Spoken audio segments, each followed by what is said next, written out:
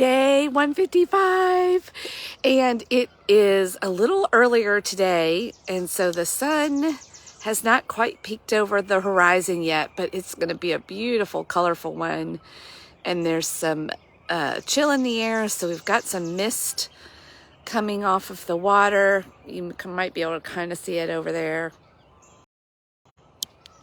Ah, just beautiful.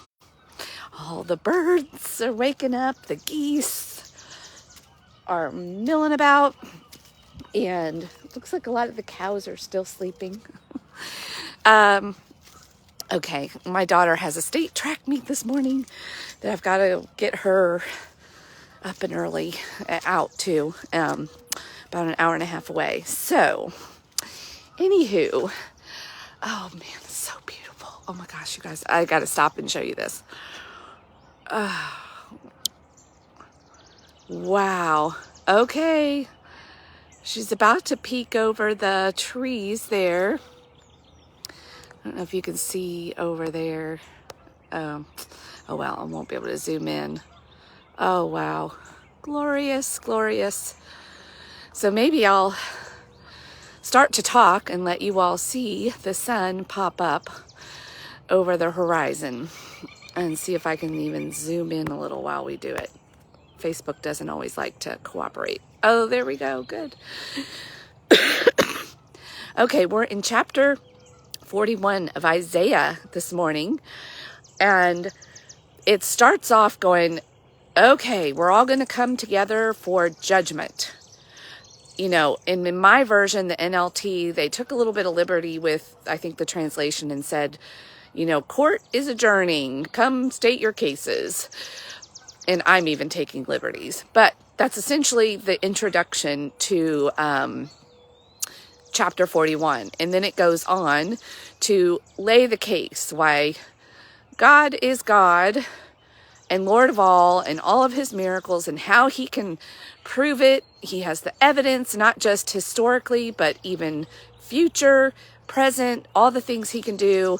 And then they're like, okay, you other people, where's your evidence? Let me see what your idols can do. Tell me what they've done. Can they predict the future? Can they make these kind of miracles happen? And they talk about, you know, God, or Isaiah, God through Isaiah says, I am going to make rivers come up on a high plateau. Pools appear in deserts. Can your idols do that? Here, I'll turn it back around so you guys can see. Oh my gosh. So beautiful. We're going to watch it together. And I started thinking, well, what has to happen even before we get to this point of a trial or a judgment or a decision?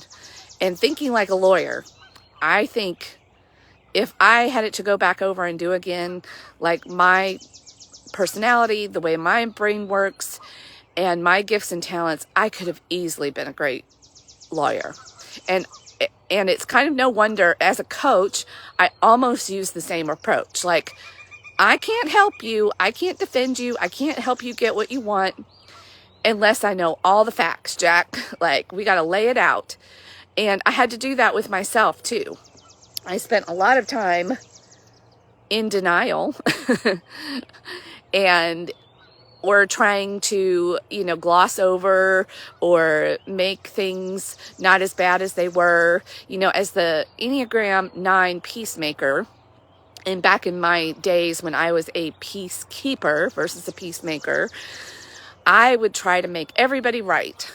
I would gloss over anything that was not good, or, you know, and I would try to make everything everybody did right.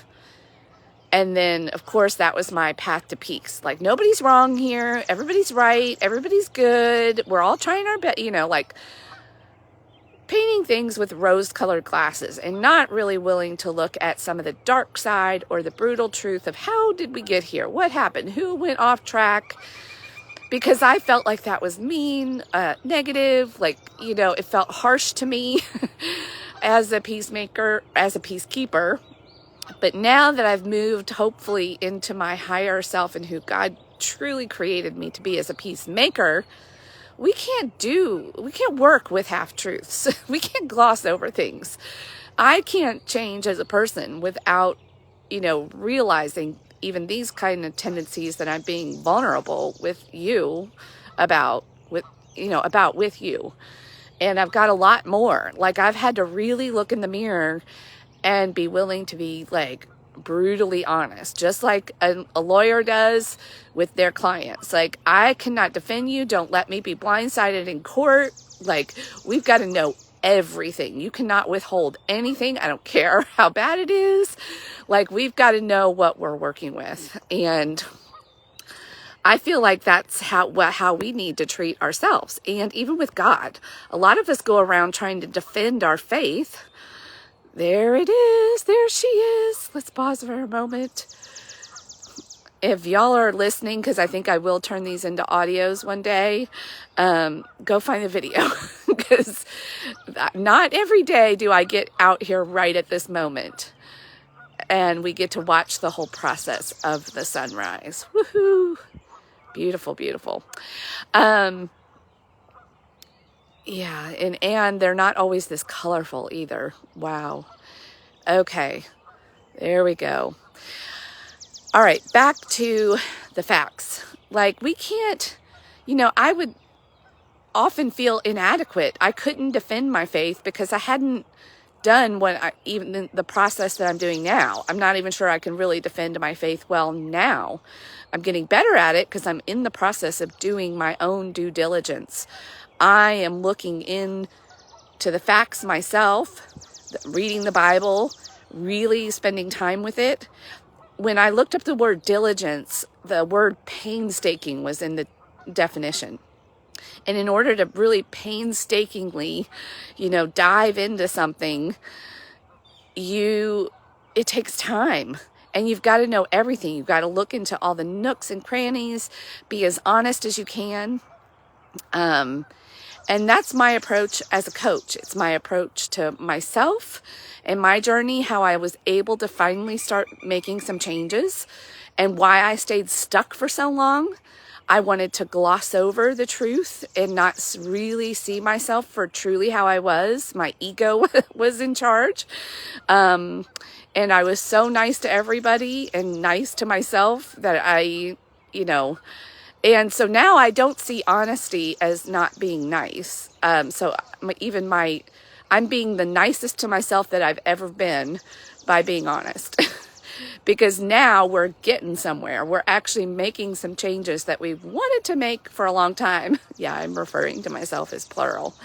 But we are kind of a collection of selves. Because we've got several parts to our brain. We've got the survival brain.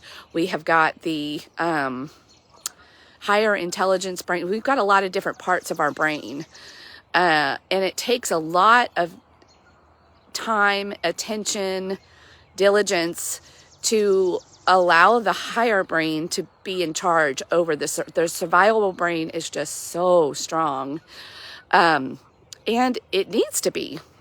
That's how we stay alive. But in order to live a life that God wants us to live, He wants us to slow down, withdraw, plug into Him, plug into His strength, cooperate with Him, allow Him to also, His Spirit to also come in and help us keep our executive brain online and in charge. And that is wisdom. That is, and wisdom, just like we looked at in Proverbs or learned from Proverbs. You saw the sunrise, is they didn't use words like the word foolish is not mean. It's not condescending. Like, we all are foolish at times. It's just part of our experience. And so even me being able to honestly look at how I was thinking, even in those terms, thinking that anything that was not positive was mean, like it's all or nothing, allowed me to really finally start looking at the truth of how some of my even good intention, nice heart, wanting to be nice to people, like all of those things was causing a lot of trouble, not just for me, but in relationships. And that takes some courage, and it takes time, and it's this whole process of due diligence that you've got to do before you go and make some decisions, judgments. And a lot of us are out there just making decisions because we're looking at other people and going, well, it worked for them, maybe it'll work for me. Maybe. But unless you're really doing your due diligence about whatever that person did and why it worked for them, and maybe their personality is different, their life is different, they've got different things going on in their life right now that allows them this to work. There's a lot of things that go into something working for somebody. And we all look at each other and we start copying each other and doing things when we haven't done our own due diligence. We don't know ourselves well enough, and we haven't taken the time to look at the facts and then look at whatever that decision takes and then see if they line up and if it's a good fit.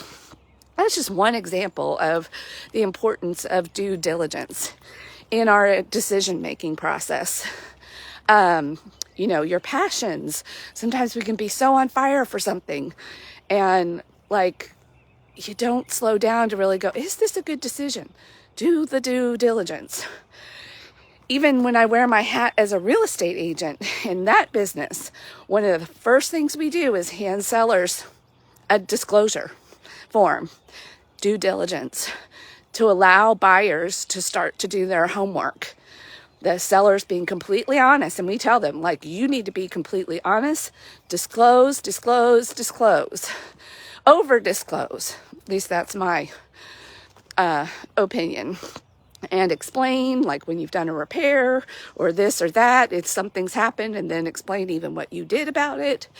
Give the buyer as much information so that way we avoid things kind of falling apart and them going, well, you didn't tell me, you should have told me. But buyers, even with that disclosure, can they fully trust the seller?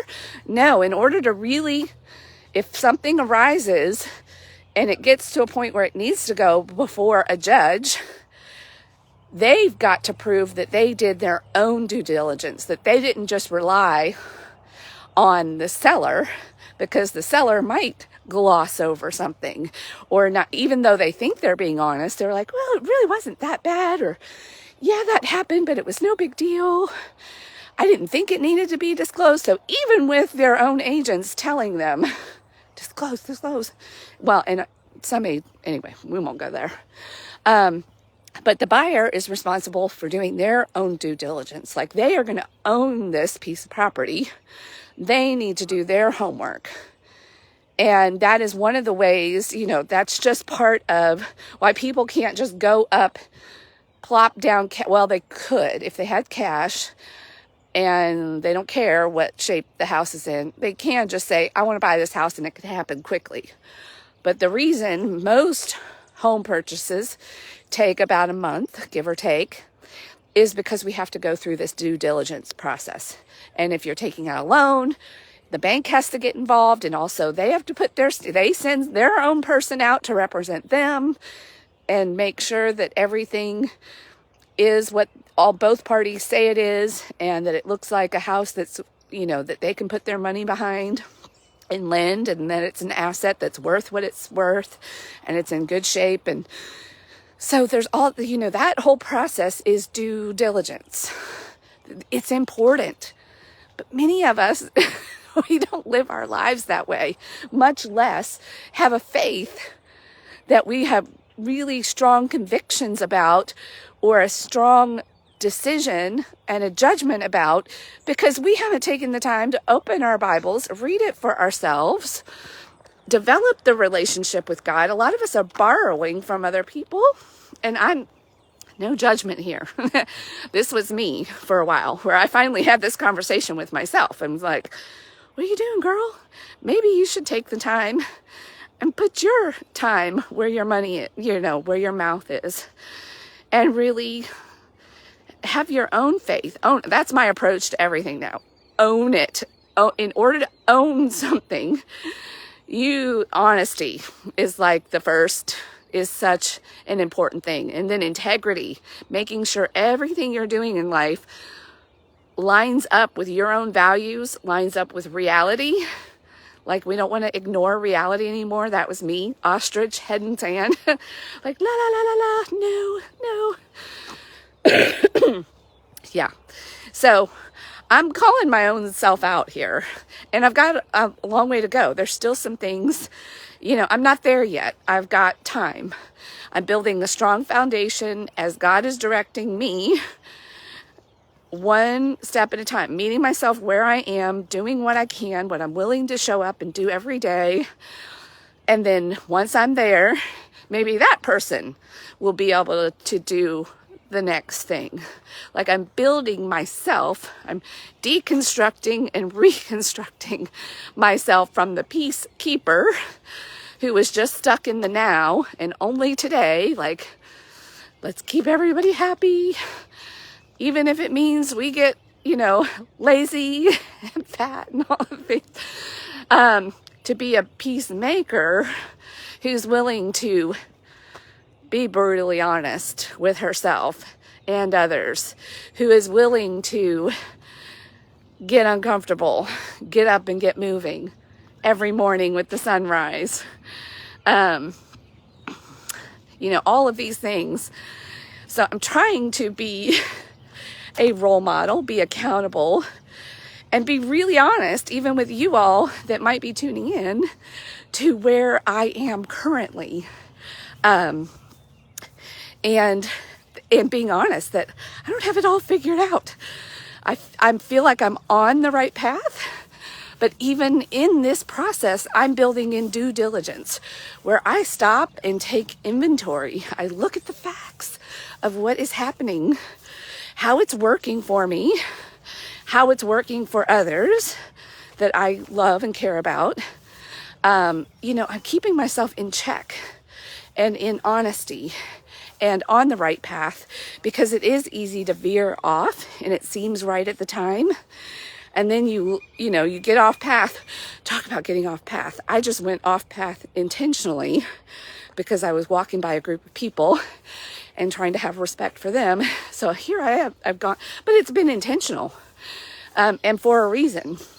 And so that could even be something that happens. But if I want to get back on my path, I've got to really look at what I'm doing. I can't just look at the camera and just not pay attention to where I'm going. So it's a constant process too of due diligence, because life changes, people change, circumstances change, and we've got to change and ebb and flow with it while still staying in integrity and growing. Yeah, I know. And a lot of people, and I was right there, like, I don't have time for this. Like, what? You do. Whenever people say I don't have time or money, it's a priority thing. It's never time and it's never money. It's always priorities. And I can say that honestly, even if it hurts you. Because I had to do that with myself. And we're going to turn around and look, woo, high in the sky. And I'm going to tune out right now and leave you all to ponder. You might be like, shut up. You don't know what you're talking about. I am like the most honest person. I have no problem telling other people this and that. Like, I know.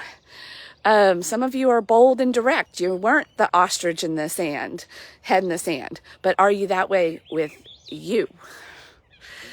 And seeing your own behavior for what it truly is and seeing your role. Because our ego doesn't want to see that. It wants to defend, explain. It wants to do all of those things. But if we're really going to change, and where we, and our words are really true. What is Maya Angelou is always quoted in her famous saying, when someone shows you who they are, believe them, even when it's you. And are you really looking at it objectively, the facts? Because if you've got problems in your life, you're part of the reason, if not the entire reason. And this is the only person we can control. And a lot of us want to be victims because it's easier to blame, and then we can stay the same and not do the work. But when we're ready to take ownership, then we can do something. That's something we can work with. And we can get in there. So anyway, do some due diligence with yourself, with your faith, with your relationships, with your whole life, all the aspects of you and what makes a life. And if you're not where you want to be, you're the only one that can change it and do anything about it. You are not a victim. You can do something about it. You have choice. All right. Go rise and shine. Bye.